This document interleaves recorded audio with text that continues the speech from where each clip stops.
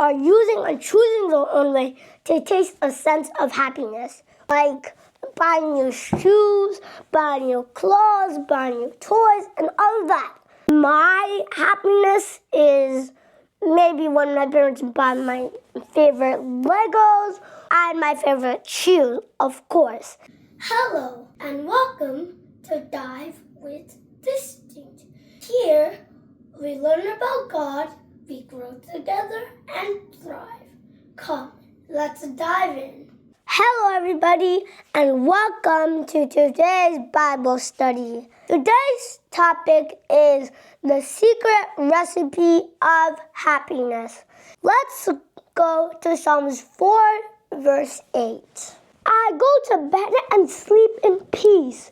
Lord, only you keep me safe. Everyone wants to live in peace and happiness. Even I want to live in peace and happiness. Like no war, no one fighting each other. Because, if someone fights each other in school, the school might eventually close down. And, everybody's safe. We get to do what we know that will make us peaceful and happy.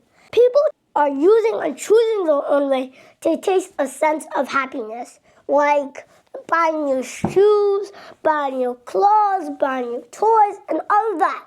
My happiness is maybe when my parents buy my favorite Legos and my favorite shoes, of course. And even pizza. I love pizza so much. And other books that my parents buy for me. And there are thousands of books that write about the recipe of happiness. And it actually shows that happiness is one of the most important ingredients in life. King David in the Bible was someone who walked very closely with God. Let's say he was about this close to God. He was so close. You know how you have a close friend? Maybe your mom and dad? And Jesus is actually one of our close friends. And he should be. He's one of my close friends. This is how me and Jesus are close. This much. That's about how much King David was close to Jesus. He liked to praise and worship God. Same with me. I praise and worship God all the time. Not just on Sundays when I go to church. Every day. I pray in the morning, the afternoon, the evening, even when I'm at school, playing on my video games, downstairs with my dad, maybe playing with my toys in my rooms, or even playing with my Legos, with my friends. That's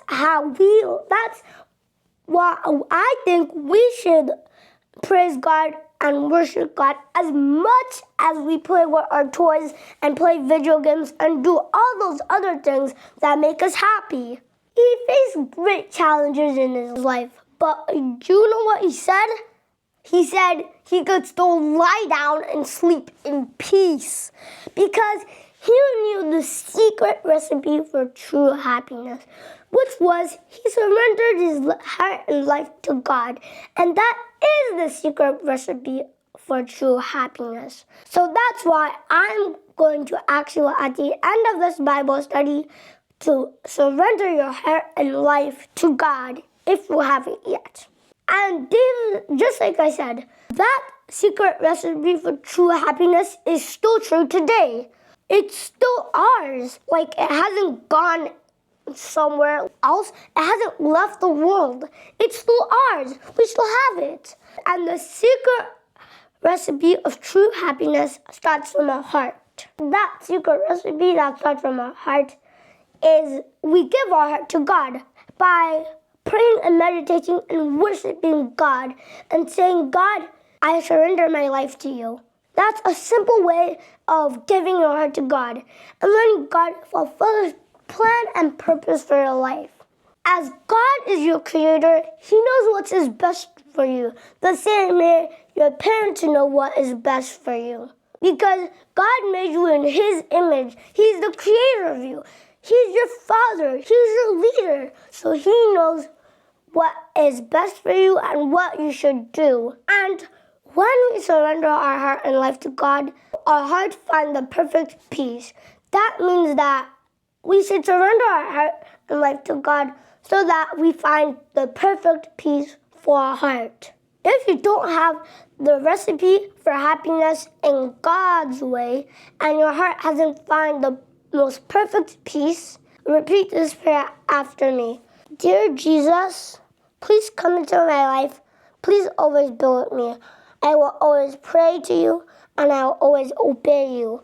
I confess with my mouth that you are Lord, and I believe with my heart that God raised you from the dead. In Jesus' name, amen. Today's memory verses are Psalms 4, verse 6 to 8. Let's pray. Dear God, thank you for today's Bible study. Thank you for anybody who just got their life accepted to you. Help us to always keep this in our heart and help us to have your purpose fulfilled in our lives. Help us taste happiness from you and always dwell in our lives. In Jesus' name, amen. Bye-bye and see you tomorrow.